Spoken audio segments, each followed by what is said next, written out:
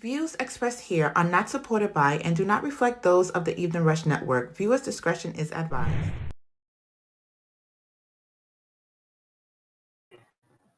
Hello, good evening, good morning, good afternoon, wherever you are in the part of the world. Thank you for tuning in to another episode of Stacey Talks Money podcast. And I'm Stacey. I am your business coach, tax advisor, bookkeeper, all around money lady.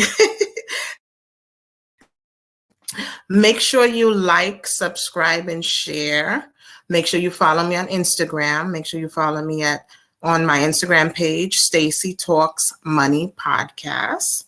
That's where you can reach me on Instagram. You can, if you want to send me an email, you can email me at staceytalksmoney@gmail.com. That's where you can reach me by email. And I want to thank everybody for tuning in this evening. We're going to speak about franchising, the good part and the good and the bad with franchising, just, if it's a better option for people when they want to start a business. And also we're going to have a great guest. She's phenomenal. Her name is Hot Coco. She is a love coach. She's a hype woman. She's a everything. She's a everything. And I'm so excited for our interview. She's going to talk about being a love coach. She's going to talk about her. She also designs lingerie, swimsuits. So we're just going to talk about that and, what she has coming up in the future. So I really appreciate everyone for tuning in. So I'm just going to get right into it, talking about franchising. Now, a lot of people, when they're starting a business, they always feel, okay, I'm going to start a brand from scratch.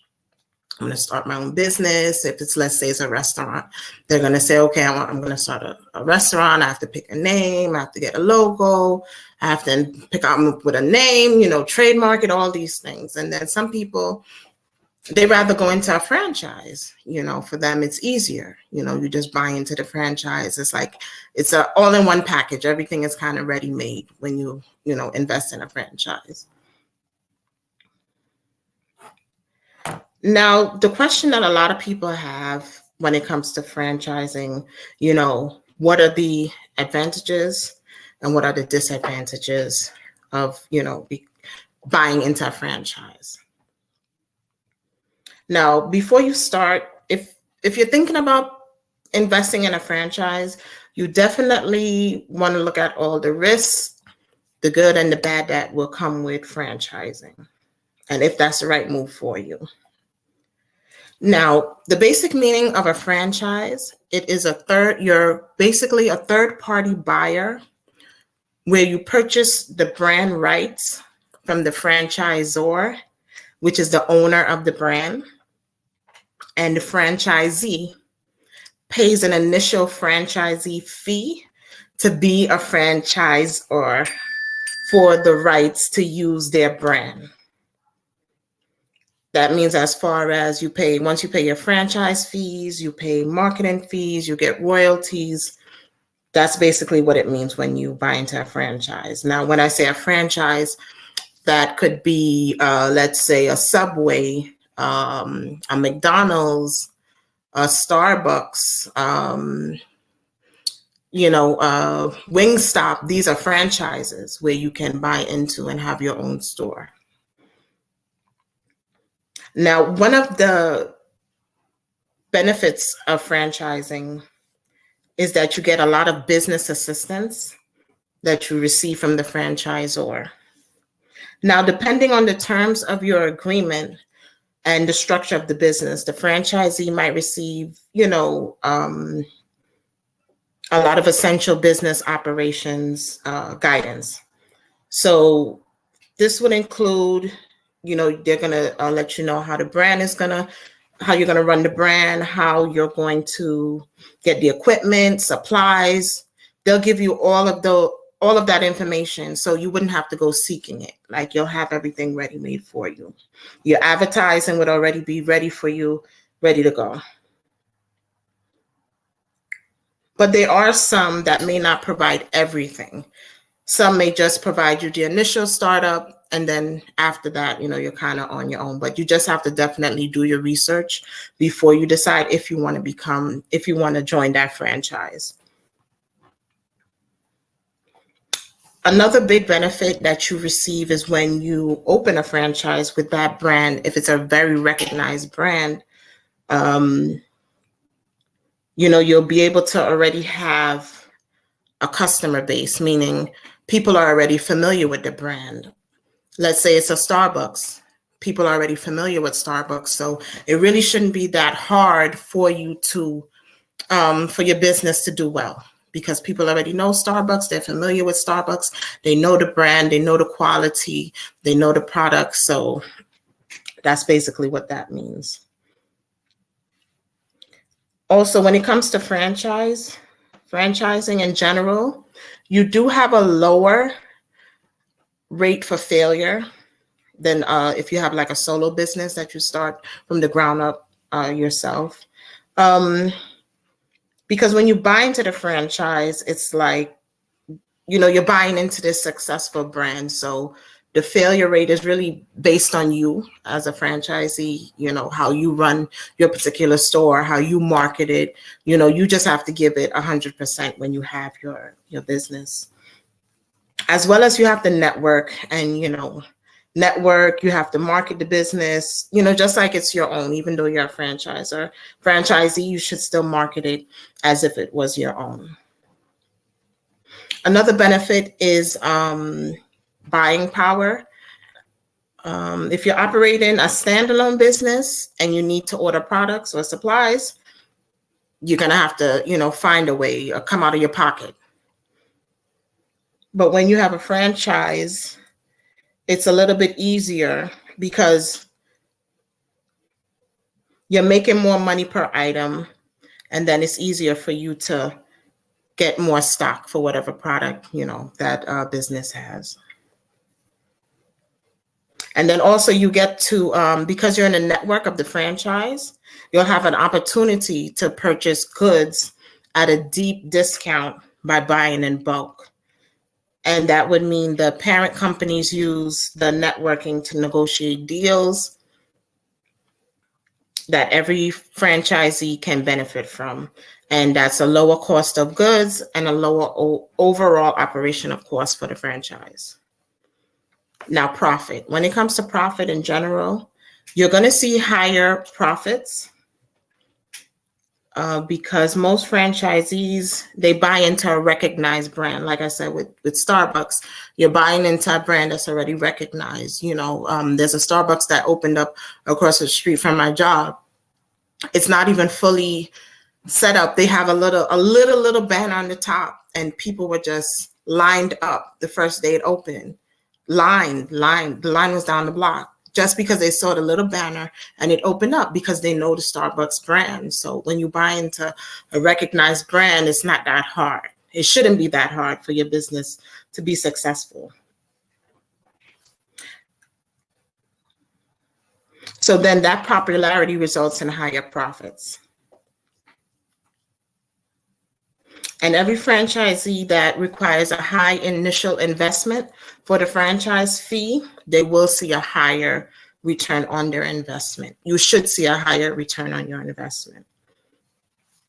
Now, the low risk would be, you do face a lower risk for failure if you follow the business model that is already set in place for you, being a franchisee.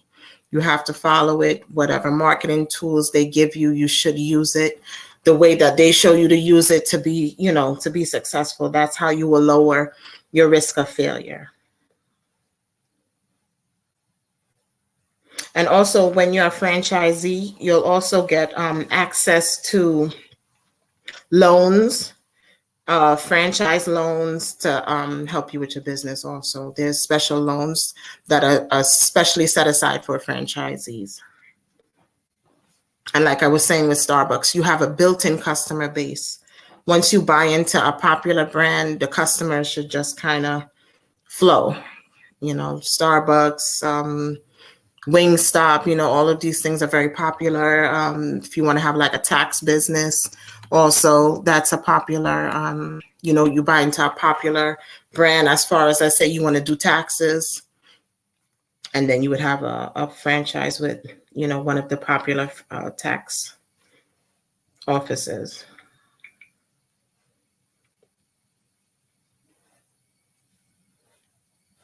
And another great benefit is you're your own boss. Whether you start your brand on your own or you buy into a franchise, you're still going to be a boss. You're still going to make the decisions. It will still be your business. I also want to point out that you still have to build your business credit. You still have to establish all of these steps that I've been talking about for the past few weeks. Even though you're going to be a franchisee, you still have to, set up your tax ID, get your DUNS number. You still have to build your business credit. So, that doesn't go aside. You still have to build that. All right. So those are the advantages of becoming a franchisee. You just have to look at what business you would like to invest into. You have to look at the initial cost, the franchisee's cost. A lot of them can start from, let's say, $1,000 up to $1 million. So it all depends on what business you want to buy into. So you would have to see the cost, and you could definitely, there's loans you could get to help you with the initial cost, or a lot of people use their own funds. Now, some of the disadvantages are you will have restricting regulations. So that means, you'll be restricted from certain things that you can and can't do within the business. So a lot of people, when they get these franchises, they feel like they just want to have full control to do anything, but no, you're regulated on the things you can and can't do. So, always look into the regulations that comes with that franchise. And if it's something that you're okay with, because they're going to regulate your location, your hours of operation, holidays. They can regulate pricing. They can regulate how you put signage in your location, layout. They can regulate decor. They can regulate the products. They can regulate the advertising and the marketing, and they can regulate the resale conditions. So just be aware when you are looking into a franchise.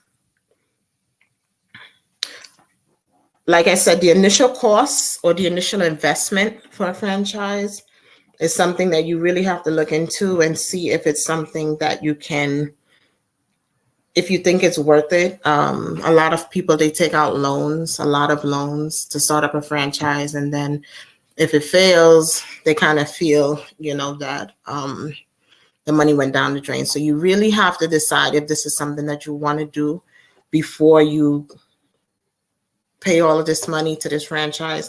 But there are a list of businesses that have a low cost franchise fee. And also if it's either 55 or 65 and over, certain businesses, there's no franchise fee. I'm going to double check the numbers, but it might be 55 or 65 if you're at that age, or it could be 80. I just have to do my research. I think that the franchise fees, there's no franchise fees if you're a certain age. So I will definitely look that up and post it on my page on Instagram. All right. Also, the ongoing investment is something that you also have to look at. There might be things that are outside of the budget, your budget that you have to maintain within the franchise. Maybe it's cleaning of the building, or, certain advertising that's not covered within your budget. So you just definitely have to know all of the costs that come along with the franchise.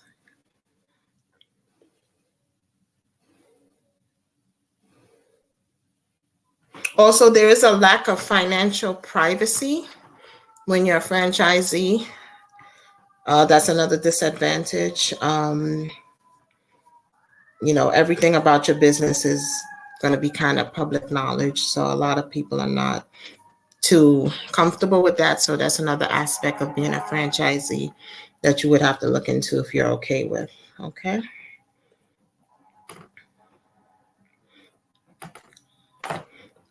And also, there's also an increased legal,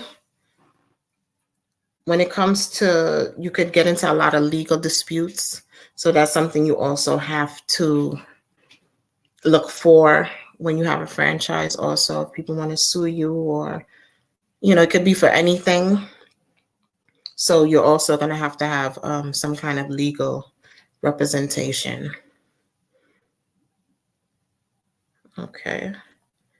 Also, you have to be aware of the federal and state regulations when it comes to that franchise, just the do's and the don'ts, depending on your state.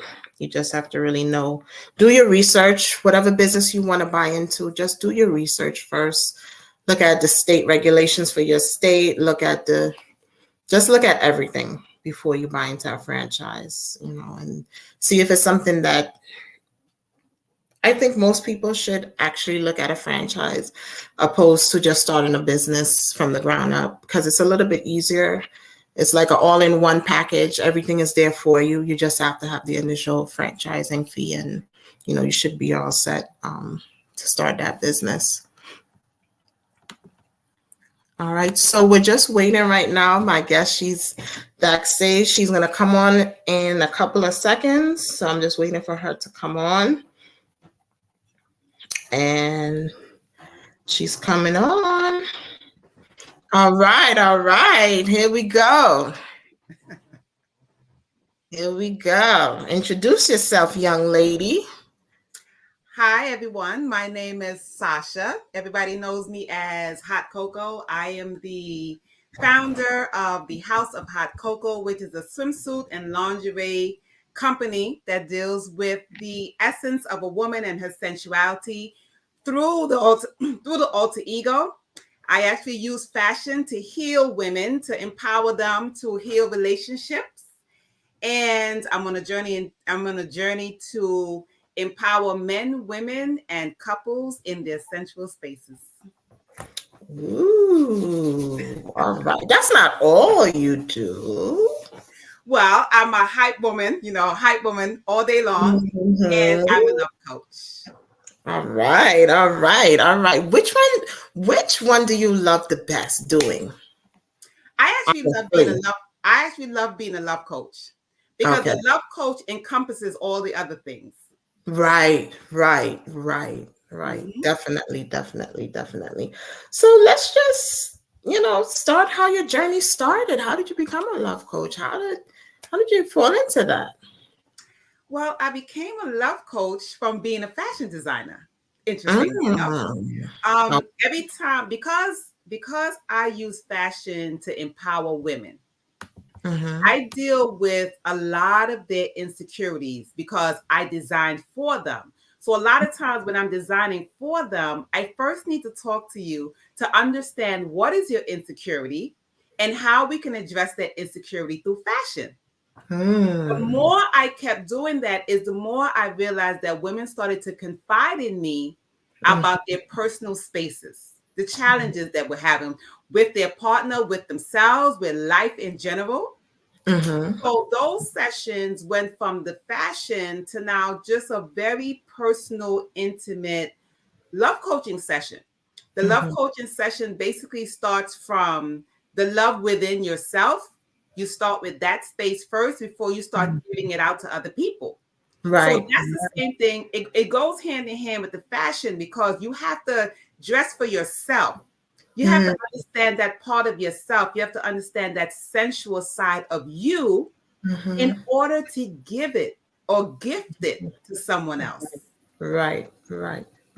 Now, I was at your first event to see your designs, and oh my goodness, I was just so proud of you. I was so shocked. I loved everything. I'm like, I wish I had the confidence to wear every single outfit. Like, I loved every single outfit, I must say. Every single outfit. The designing, it fit all the models so well. And even though it's lingerie, it still had this classiness to it. I must say, it's still classy, even though it's lingerie. Mm-hmm. And any type could feel comfortable in it. Yes. So the thing about it is that I don't make your typical lingerie. So a lot of times when people think lingerie, they have this vision, right, of what the world has deemed lingerie. Right, but right. Lingerie, the bedroom is supposed to be your runway. Mm-hmm. That place where you get dressed for your partner and you make a presentation. Right. They're supposed to sit back, whether they have popcorn or not, but they're supposed to sit back and they're supposed to enjoy what they're seeing. Right. But what happens with lingerie for me and how I ended up making the type of clothes that I'm making for the bedroom is that lingerie has just become so normal. It's just like I can be with someone today and tomorrow the girl goes to the same store and she buys the same thing in a different color. And it's kind of like, why should anybody want you to keep that on? It's like it just becomes an old stale crack after a while. Right. But if you actually wear fashion in the bedroom, then it makes your partner say, hold on a second, wait a minute now. Right. And they don't want to remove it as fast. And what happens is leaves room for more foreplay, more conversation, more excitement, not only for him, but also for her, because once she realized the response that the partner gets, she's coming back to the house of hot cocoa.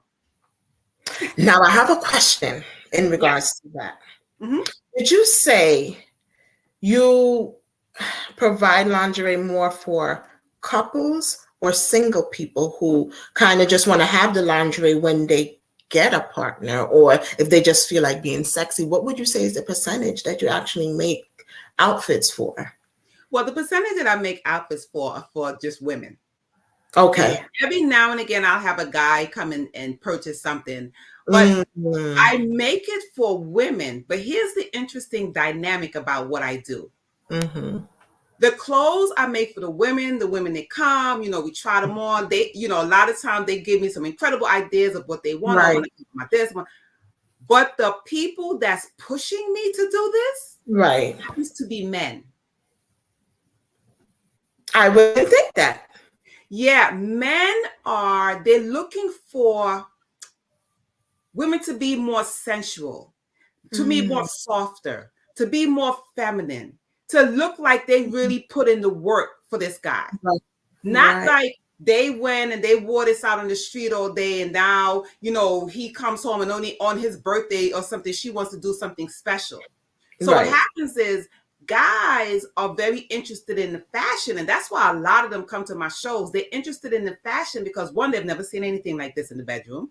Right. And number two, the fact that every time he sees her, he doesn't know what she's going to have on because it's not your typical anything.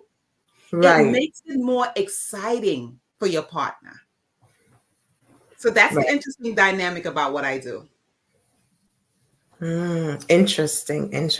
So would you say that since you mostly have female customers, would you say that some of them, when maybe their husband or their boyfriend is not really for the lingerie, but after they get it from you and he sees it, he's like, wait a minute, you need to get some more? Oh, I hear that all the time. You see? Yeah, because there's a lot of men, they're not really into, it really doesn't matter to them most men are like, oh, I prefer nothing anyway, It doesn't matter to them. But I'm sure there's some men are like, hey, wait a minute, you need to get some more of those, kind of liking that. Yes. So what ends up happening is that after she's worn the things that I've made, the guy or her partner is always like, I'm looking forward to see what you're going to wear next time. Or I'm looking forward to see what you're going to get for my birthday.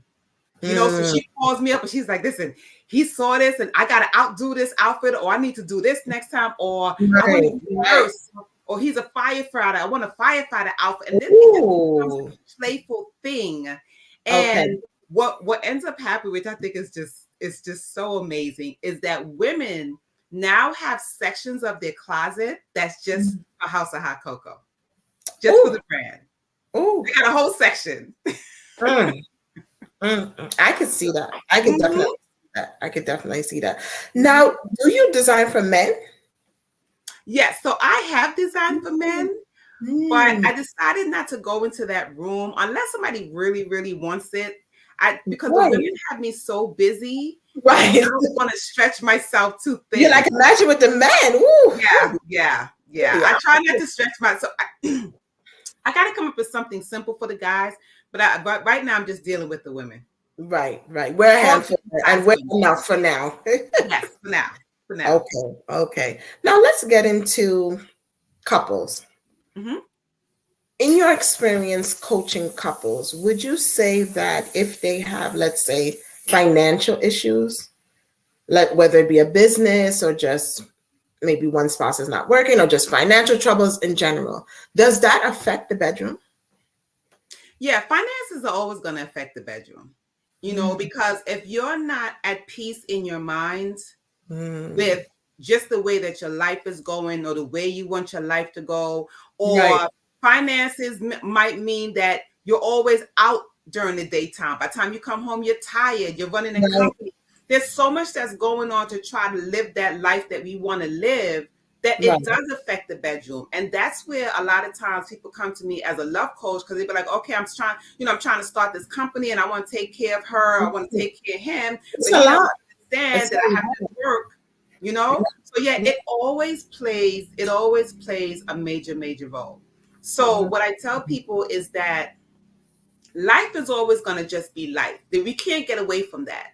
So you have to separate, and you have to make a conscious decision to go into the sensual realm. Right. No matter what's going on in your world. Right. Trouble, even with my party, I tell people, leave your troubles at the door and come into this space and allow yourself to just be. And you have to do that with finances. You have to do it because life is not going anywhere.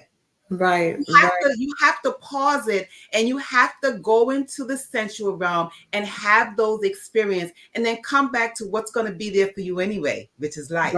Right. And also it can help your situation. You kind of digress. You forget about the bills, the finances for whatever time you're engaged. And then it's like, wait a minute, let's do this more often. And they realize it helps. Exactly. It does help because what ends up happening is that you're more excited to work. You're more excited to make money. It ignites that part of you that is fiery. Fiery is what's in the bedroom. But if you take fiery, this like a lot of times I deal with people all the time in their alter ego. The alter ego in all of us is that fire. Can you imagine if you nurture that part of yourself and then you use that part of yourself for business? Right. You know how much you can accomplish. If your fire is lit, you can go on and conquer the world. Because at that point, you're just on a high. Right. Now, is that also true for single, quote unquote, single people who are just dating and, they have casual, whatever kind of situations with people? Can they also see those kind of benefits too? Absolutely. Okay. Single, not single, it doesn't matter. The benefit is it within yourself. Because remember, you're igniting something within you, which I call the alter ego. You're igniting that part of yourself. So no matter what relationship we're in, we're always single because guess what? At the end of the day, you got to deal with yourself first. Right. Single doesn't go anywhere. Right. Have you ever coached a poly couple? I have coached every possible relationship you can think of. Wow. Because I'm a non-judgmental zone. So people talk to me, and when they realize that I don't pick sides, I don't judge, I don't frown my face and do all these things, people start to now walk me into the darkest part of their life, their closets, and they let me go in and let me move around the skeletons and stuff like that. And then when I find things, we have a discussion about it. And we have a discussion where it's like, it's okay. Like, you don't have to feel a way that you like this. It's okay. Now let's discuss, one, your uncomfortability with it, right? Why you love it, so you can understand that it's okay. Okay, but understand, where does it come from? Why do you like it? Why do you feel uncomfortable? Because it's all the whys. Why? But and I don't answer questions for anybody. I'm just going to ask the question, and you're going to tell me the why by the time we finish talking. Right. Now, between men and women, which group would you say are more kind of uncomfortable with doing certain things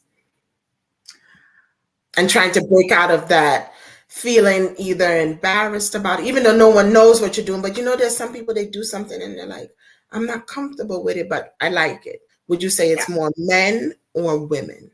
Well, I think it's more men. And that's because people are judgmental with men just being themselves and being free. And with men being honest with what they really like. Right.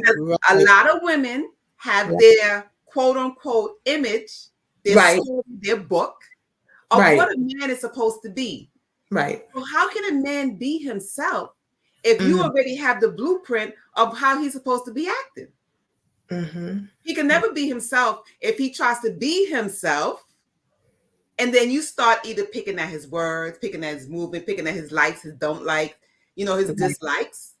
And if he trusts you enough to say that he likes something, and you dare use your own insecurities to now try to attack his honesty, that's a problem. So men have it hard because they want to come out the shell. Yeah. But a lot of women with their own insecurities and their own Mrs. Know-it-allness, make them retract to the point where it's like, why even share? Right. Because some men do have that little softer side, but they always have to be Mr. Macho 24/7. Every man has it, whether he chooses to show it or not. It's the yin and yang. Everybody got it. It's a females. Females got the masculines, but it's the side that we choose to show to the world. What mask do we want to show? But for every mask, for every aggressive, right? There's always a softer side. For every softer side, there's always a stronger, more powerful, dominating side. It's just a matter of who we choose to show to the world. But whoever you're dating, whatever you see on the surface, that's not who they really are. They're the opposite of that. Are they willing and are they comfortable enough to really show you and expose that? That's the real question. Right. Now, when it comes to couples and your coaching experience, would you say that men, is it just a masculine thing where maybe they're not comfortable with a woman being in control in the bedroom? Or is it just some men they have no clue. So they're like, about a woman being in control in the bedroom? Right. Well, when it comes to like it, do men not like it? Are some men okay with it? Are some men okay with it, but they feel like because they're the man, they should lead, even though they may not be as experienced as the woman? It could be so many different scenarios why a man may not like a woman to lead in the bedroom. Well, a man not liking a woman to lead in the bedroom is really just perspective. Because every bedroom is going to be different. Right. And you're going to know if someone should lead or not lead depending on the conversations that you're having. So if you and I are having a conversation and I realize that you don't want me to lead ever, like you always want to be in charge, I may just decide to take the back seat. It's all a conversation. So it could be a 50-50, like you're in charge sometimes, I'm in charge, or she may be like, I just want to be feminine and you're always in charge. Every relationship and every situation is going to be different.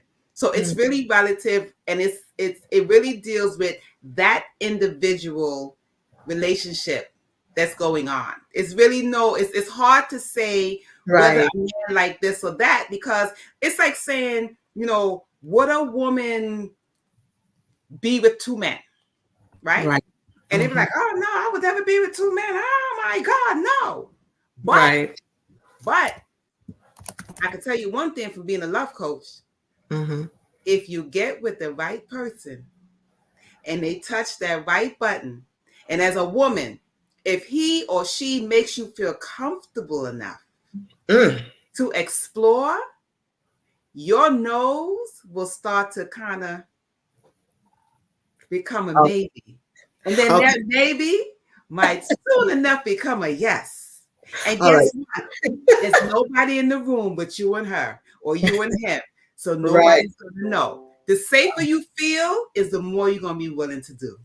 All right. Let's just take a quick break, and we're going to touch on that when we come back a little bit more. Hey, what's up, you guys? It's your girl, Chrissy, here to let you know that the Evening Rush Network now has an app. Yes, an app, you guys. So you can stay connected on the go and watch all your favorite podcast shows. You can download the app at Google Play Store or Apple iTunes. So spread the word. Tell a friend to tell a friend. Also, if you're looking to start a podcast and really don't know how, well, hit us up at the Evening Rush Network at gmail.com and inquire about time slots, pricings, and everything you may need to get started. We got you. Join the winning team, the Evening Rush Network. And also, download that app. What are you waiting for? Get to it. All right.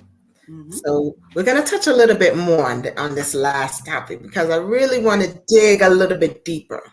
Okay. Now, when it comes to men, right, and the bedroom, are they okay?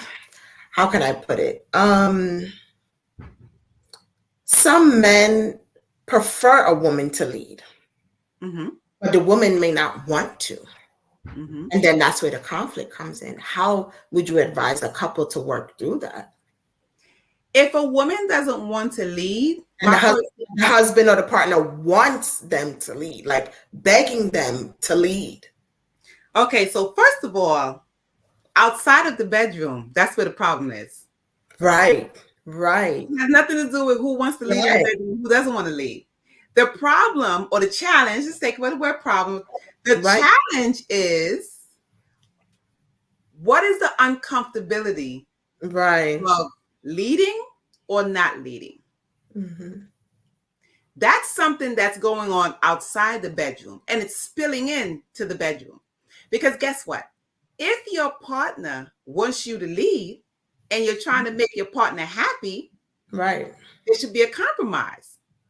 If I'm telling you, you leading me turns me on, it lights my fire. Why wouldn't you give me that if you're trying to please me? So if you're having an extreme battle within yourself, because I know it's not the individual, it's something that's happening within you.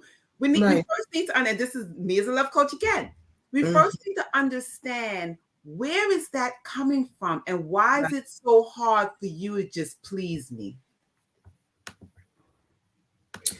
Do you think it can be sometimes, we as women, we're uncomfortable maybe with our bodies too, even though we know our partner's comfortable with it, we know our partner enjoys it, but maybe we in ourselves, we're not comfortable with our bodies, so maybe we feel like we're not going to take that lead in the bedroom because we're just not comfortable. So you have to ask yourself, what are you not comfortable with? And if you trust this person enough, why are you uncomfortable in front of this person? Right. That's the real question. Because if they love you, they love you. And the thing about it is that your uncomfortability makes the relationship and makes the intimacy uncomfortable. Right? So when you become comfortable with yourself, within yourself, and your confidence level you can see it. You can tell I'm comfortable with who I am. Once your partner sees that, then whatever the issue that you're having with yourself and your body and all these different things that you think, you may be wrong, all of that starts to disappear. Because if you're loving on yourself and you're like, listen, this is me, your partner has no choice but to go down that road. Right. And that could also hurt a couple or a relationship because, a friend was telling me a story of a girlfriend of hers where she would never fully be naked in front of the husband. This is her husband. because she felt so self-conscious of she gained, because they had some kids, so the baby weight, and she just felt very uncomfortable. And he would always tell the friend's husband, I love her the way she is. I didn't love her I would love her regardless of her size, but a lot of women feel like he met me and I was a size 2 and now I'm a size 6 or whatever, that she was so uncomfortable, and it led to their breakup because of that. He was like, imagine this is my wife and I haven't seen her fully naked in years. Well, yeah. my thing to her, right. My thing to her. That was your client. How would you have coached her? My thing to her would be, if you're so uncomfortable, right, what is the work that you're willing to put in? Are we going to continue talking about it? Right. Because you can't say that there's no options. If you're truly that uncomfortable, right, do something about it. Right? Because if you don't, you're going to lose yourself. Love of self, that's going to start to disappear. So it's a self-destructive behavior, number one. And number two, it's self-destructive to your relationship, because your partner is trying to tell you they accept you as who you are, the way that you are. Right. So now we're in a battle. Your partner's in a battle trying to love you. That's a problem. That's self-destruction. Yeah. So if you end up losing it or losing everything, you have to ask yourself, why? What part did you play in this? Right. Because if your partner is comfortable with you, you should kind of just throw all precaution and just say, okay, my partner is okay with it. They like it. They love it. I shouldn't feel, to cover up, or I should just be free. Right. Or ask your partner for help. So listen, this is how I feel, and I just don't know what to do. And you can say to your partner, I need your help to get through this. And it's something that you guys can probably, you guys can do together. And then probably in the end, a possible outcome could be it brought you guys closer together. She can love him even more because he went through the journey of her uncomfortability with self, to get her to a point where she loves herself more. The more she loves herself is the more she's going to love him, because he went through the journey with her. Now, say he's not willing to help her, but he wants her to change, but he's not willing to help her. That could be another issue too. And you have to ask yourself, why are you with this person? Why would you be with someone? And I'm not saying somebody shouldn't be with that person, but my question would be, why would you be with someone that's not willing to help you? That's not willing to help you become a better version of yourself? What part of the story is that? What part of a relationship is that? I would question that part. Have you experienced that in your years of coaching, where one of the partners is just, even though they went through the sessions with you, they're not willing to budge, to change? Yeah, I've gone through that. I've gone through a lot of struggles, breakthroughs and all kind of stuff. But they realize that they don't want to go through something, because I take them so far back to when they were loving on themselves. They're still to go back. At what point did you start to disconnect from the love within yourself?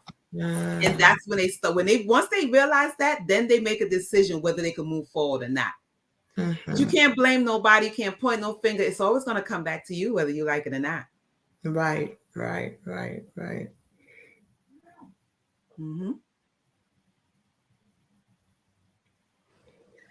Oh boy, this really goes deep.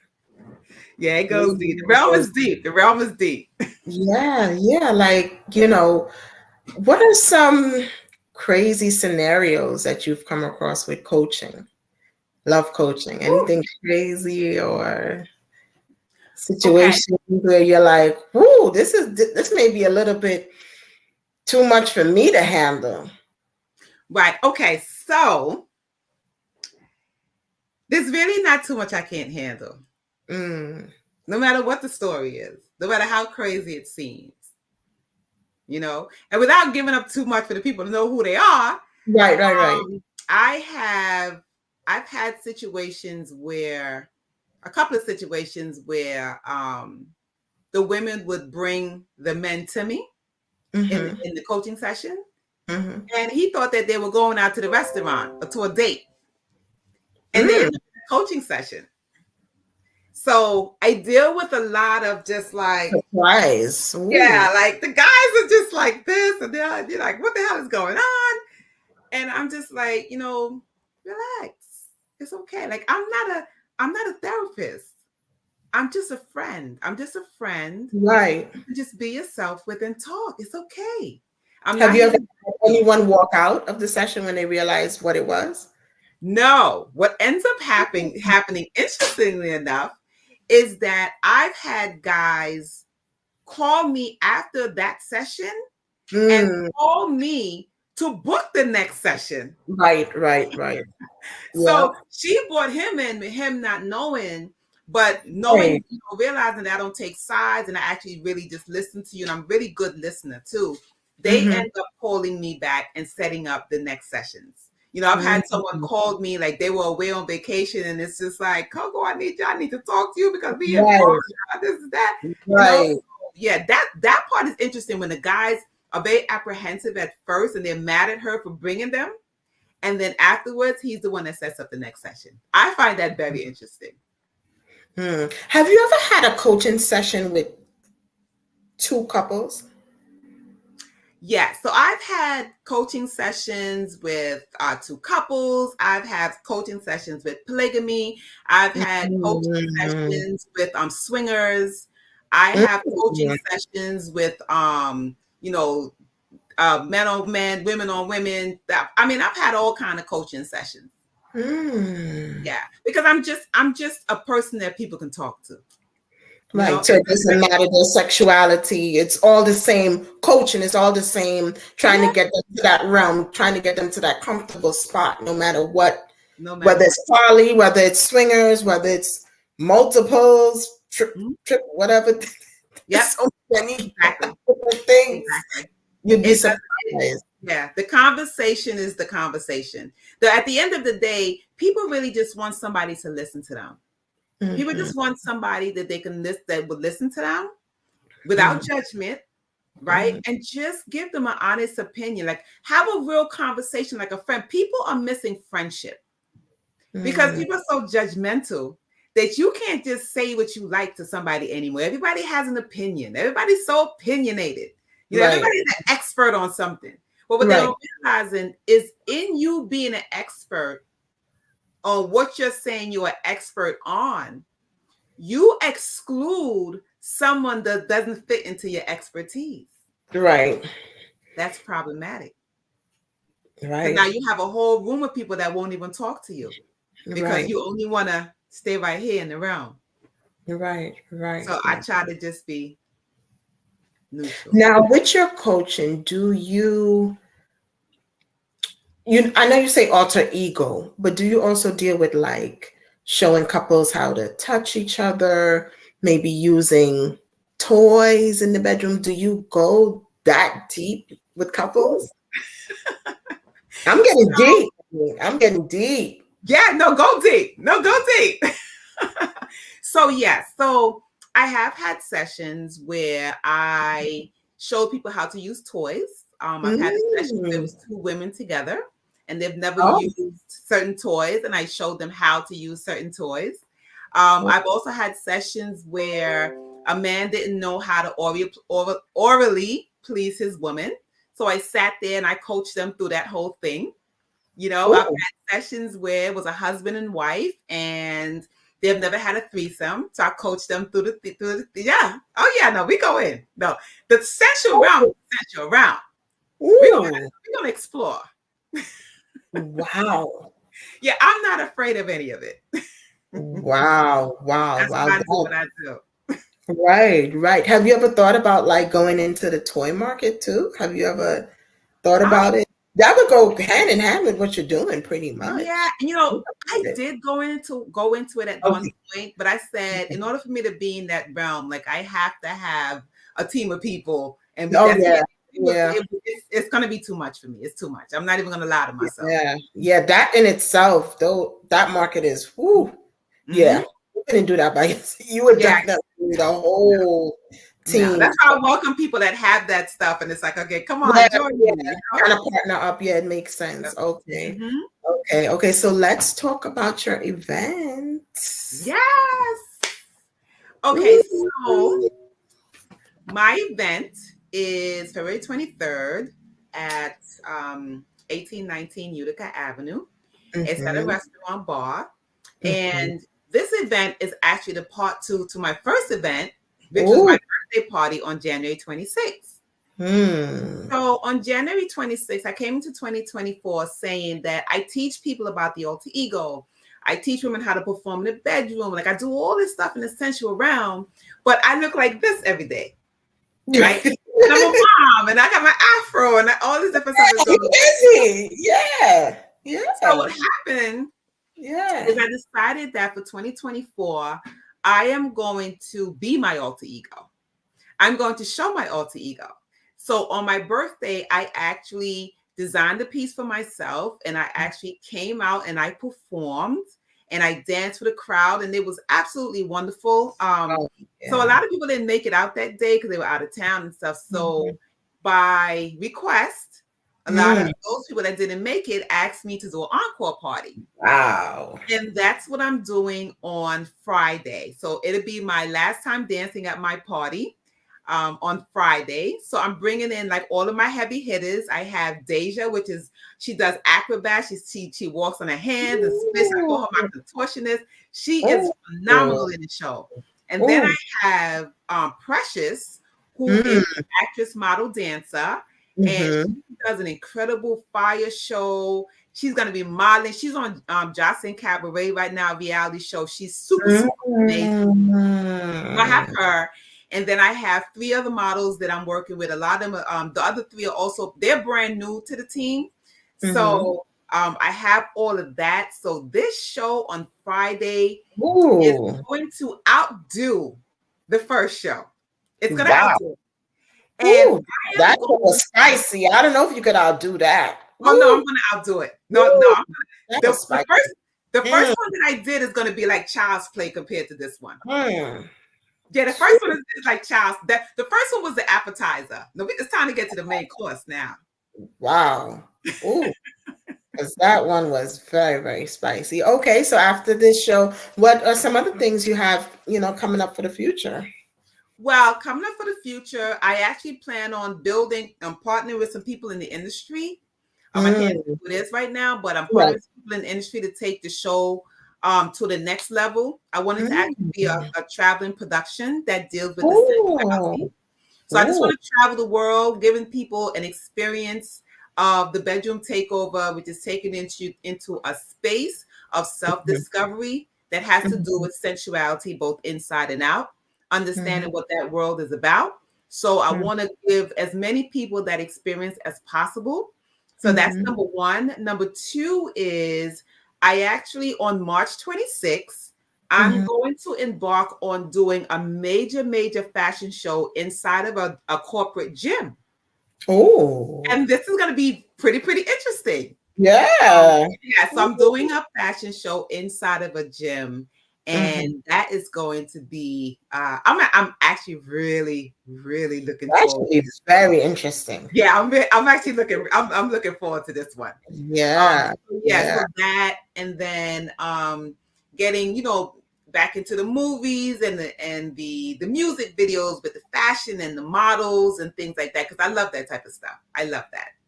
Those are things that I have planned for my sensual journey in 2024 and beyond. And now, do you train like people personally as far as dancing too? Like if they want to start dancing or modeling, you train? I do train. Yeah, I do train people, and it's actually going to be, after this part, it's going to be mandatory, because one of the things that I realized when I asked girls to model, it doesn't matter how long you've modeled. There's a difference between going out and modeling and just kind of parading around. There's another difference. There's another thing with going out and modeling and controlling the energy of the room. Right. Different things. Right. So a lot of times, girls your show is very classy. Some people might think, oh, when they hear lingerie in the bedroom, it's kind of raunchy, but your show is very classy. Yeah. And what's interesting too, I always tell people when I do fashion shows, yeah, a lot of people, especially in the times that we're in, everything is about a thong parading around and all this stuff. Right. Now, I've been doing this a very long time. And a girl parading around on a stage in a thong, to me, as much as this is what I do, it's not sexy. Right. It's not necessary. It's just not. So a lot of shows I see, it's just like all of these bodies. That's all you're seeing. And it takes away, first of all, it takes away from the designs of whatever it is they're trying to show, but it just takes away, it takes away from the class. You know, like you can just, my shows is about putting girls in very sexy clothing. It might be like some tiny boy shorts or whatever, but still, this is artistic. Right. It's artistic. Right. You know, and I'm trying to show people that the bedroom is a place for artistic, you know, to be artistic, to be just like experimental and sensual. But you don't have to go all out. It's not necessary. It's about the energy that you bring into that space. That's what it's about. So I have to teach women the art of controlling the energy in a room in order to accomplish the goal that you're trying to accomplish. Okay. Have you ever done any pole dancing? Incorporated that in your coaching? Any pole dancing? Well, no. I would rather hire a pole dancer. Okay. She got to be a phenomenal pole dancer, though. Like, she has to be an artist. But I'd rather hire a pole dancer before I teach anybody pole dancing. Right. People ask me that all the time. People ask me that all the time. The reason why I don't do pole dancing is because there's no pole in your bedroom, boo. Right. Well, some people have poles in their bedroom. Right. But you see what happens with the pole is that the pole becomes your pacifier. If I remove the pole, can you what still else do you have? Can you still perform if I remove that pole? You're doing all these tricks and all this stuff. Then it's gone. But if I take that pole away, what happens next? It's like you're taking the touch away. In such a manner. Right. So I don't deal with the pole. I don't deal with the pole at all. Okay, that makes sense. When you shine it in that light, that that's kind of like a crutch, and like you said, if it's not there, what are you going to do? Yeah, because if you go into an event, if you go into a club, if you go into a meeting, there's no pole there. See, what I teach is presentation. Presentation, moving is the art of moving the energy. If I'm going into a business meeting, if I'm going because I'll need to present my company and all, there's no poles there. Right. You know, so no. Like there's no poles there. There's no poles. Right. So you gotta be able to move the energy without a crutch, without feeling like you have to grab something. Because what happens is that pole that you're grabbing makes you insecure. Right. Because first, I watch a lot of girls that do poles. The first thing they do when they walk into the room, and they go straight to the pole and they grab it. Right. That's the blanket. That's insecurity. Exactly. I want to see you perform without that first. And then somewhere in the performance, you go up to the pole and you make love to the pole. Work your way up to the pole. Exactly. It becomes a part of the journey that you're taking me on. But if you go right to the pole, you forgot I call it, if you go right to the pole, to the thing, right? You skipped over all my foreplay. I didn't even you didn't give me a chance to get into you first. Right. That's why I don't like the pole like that. I'd rather hire a pole master. Makes sense. All right. So let everybody know where they can get tickets for your show and how they can reach you. Okay. So to get tickets for the show, you can go on my Eventbrite link, which is Coco 223, which is the date of the party, February 23rd. Coco, COCOA 223.eventbrite.com. or they can go on any one of my social media pages, which is Instagram is House of Hot Cocoa, and it's House of Hot Cocoa, like the drink, COCOA. Facebook is Hot Cocoa Cocoa. And my Gmail is House of Hot Cocoa. If they need to reach me, everything is basically under there. My Twitter, my TikTok, everything is House of Hot Cocoa. You know, they can reach me at any one of those places. But I do most of my stuff on Instagram right now, though. But any one of those places you can find me, especially my Gmail, houseofhotcocoa@gmail.com. You'll always find me there. All right. Thank you so much for being my guest this evening, man. Very informative, very informative. You know, we definitely have to bring you back after you do all your shows, and let's see what's next, because I know it's going to be something fire, something hot. Yes, I got a lot of stuff planned. It's going to be an exciting year. Yes. So thank you for being on Stacey Talks Money podcast. I appreciate it.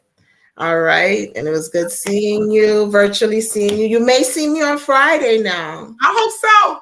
Girl, I'm telling you, it's going to outdo that last one. You may see me. Okay. All righty. So I want to thank everybody for tuning in. Stacey Talks Money podcast on the Evening Rush Network. Thank you for tuning in. Bye. Okay, bye-bye.